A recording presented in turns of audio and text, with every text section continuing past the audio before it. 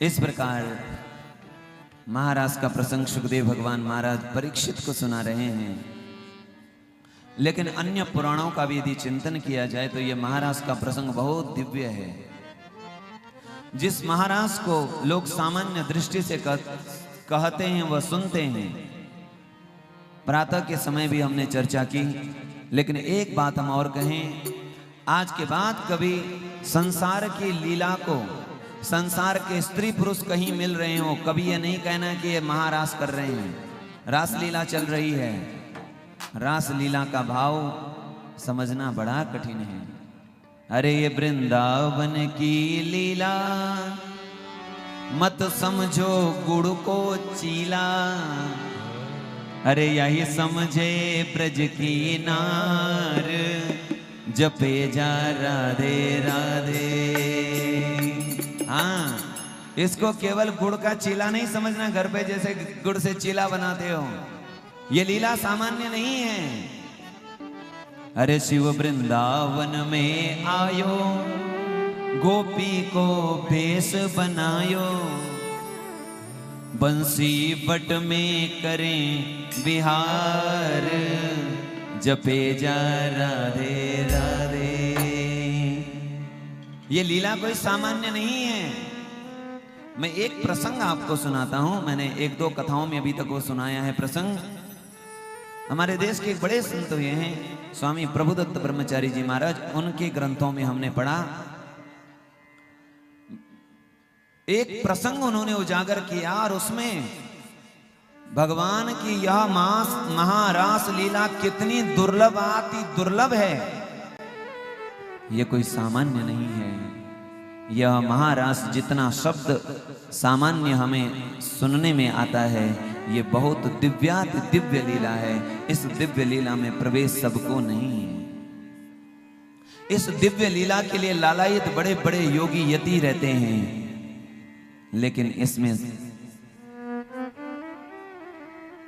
प्रवेश मिलना इतना सामान्य नहीं है।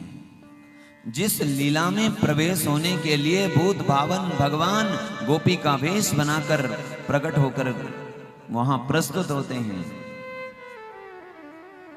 देवर्षि नारद जी को भी अवसर कब मिला।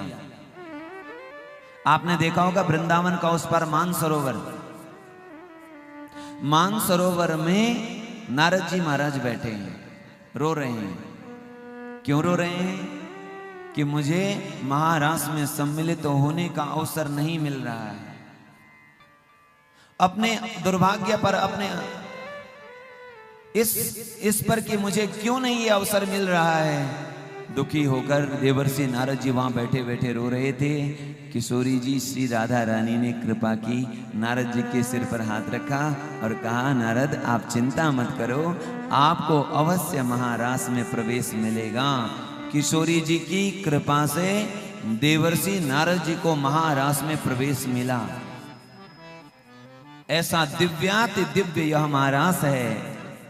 और फिर एक बार देवताओं ने, ऋषियों ने एक बार देवर्षि नारद जी से कहा, हे नारद जी, आपने भगवान की महारास लीला का दर्शन किया है, आपको गोलोक धाम में जो नित्य महारास होता है उसमें भी आपको प्रवेश मिला है, आपने भगवान के नित्य लीला का भी दर्शन किया है, महारास का दर्शन किया है।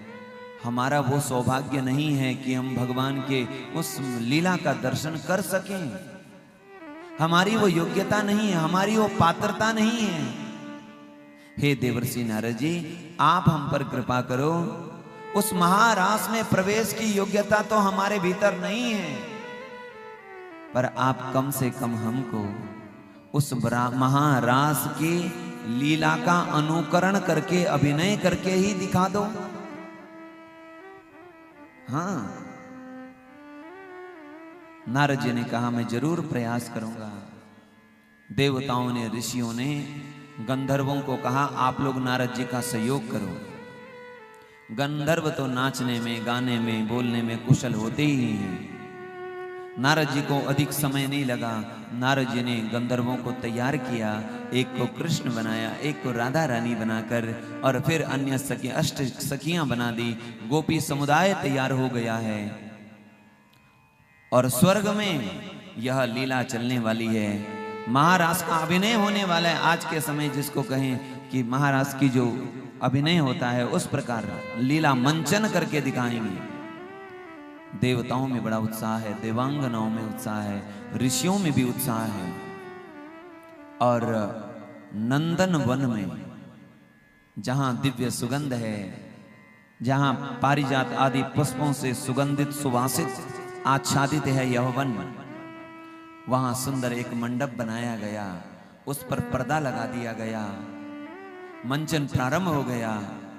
देवर्षि नारद जी के मार्गदर्शन में मंचन हो रहा है। जैसे जैसे उन्होंने सिखाया था उसी प्रकार मंचन हो रहा है। लीला प्रारंभ हो गई है। लीला जैसी प्रारंभ हुई, सबसे पहले श्री रास विहारी भगवान का आगमन हुआ, रास विहारिणी श्री राधा रानी का आगमन हुआ, फिर अन्य अष्ट सखियों का आगमन हुआ, फिर अन्य सखियों का आगमन हुआ और पद गाकर श्री कृष्ण को रिझा रही हैं अष्ट सखियां। और महारास जैसे ही प्रारंभ हो रहा था, वहां बैठे सभी देवगण नेत्रों से अश्रु प्रवाहित करते हुए इस महारास लीला का केवल मंचन दर्शन करके भाव विभोर हो रहे थे। वहां बैठे हुए ऋषि मुनि भी भाव विभोर हो रहे थे। भगवान की इस महारास लीला का दर्शन करके, मंचन का दर्शन करके आहा, सबने देवर्षि नारद जी को साधुवाद दिया। हे देवर्षि नारद जी, आपके कारण से हमें भगवान की लीला का मंचन दर्शन करने को मिला है। ऐसी दुर्लभ से भी अति दुर्लभ है, देवताओं को भी दुर्लभ है, देवांगनाओं को भी दुर्लभ है, सामान्य ऋषियों को भी दुर्लभ है। ऐसी है महारास। क्या यह महारास सामान्य है? कभी भी एक दूसरे से ऐसा न कहें, जो कोई बोले उसको मना करें। यह कोई सामान्य नहीं है। और पुराणों में, अन्य पुराणों में प्रसंग आया है, यह एक दिन का महारास नहीं था, तो 6 महीने की रात्रियां मिल गई। 6 महीने तक रात्रि बनी रही और महारास चलता रहा, क्योंकि इसके बीच में अनेक लीलाएं हुई।